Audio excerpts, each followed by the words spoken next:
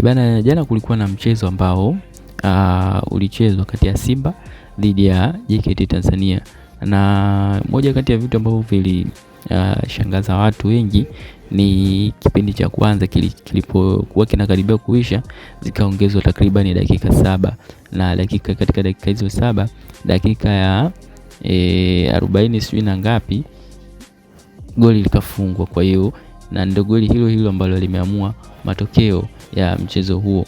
Kwa hiyo Simba kuibuka na alama 3 muhimu, lakini vinginevyo wanasema wenyewe kwamba Simba angedondosha point kama asingefunga lile goli la mwanzo.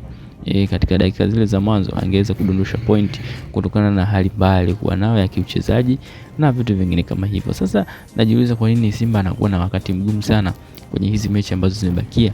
Kuna changamoto gani ambayo inamkumba, au kuna shida gani ambayo inatokea mpaka anapata matokeo kwa shida namna hii?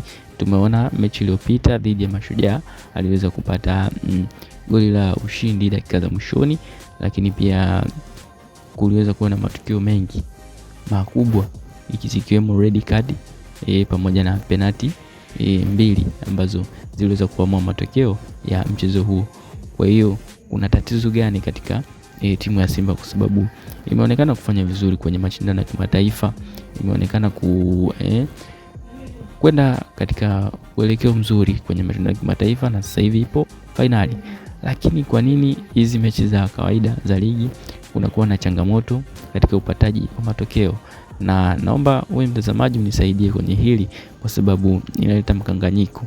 Ukiangalia mechi za kimataifa amekuwa akicheza, hachezi kwa pressure kubwa kama ambavyo anacheza mechi hizi za ligi kuu.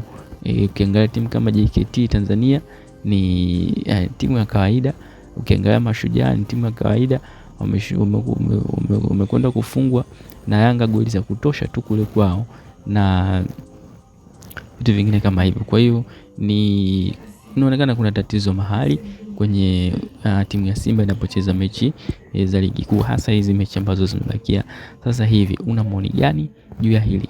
Ndivyo.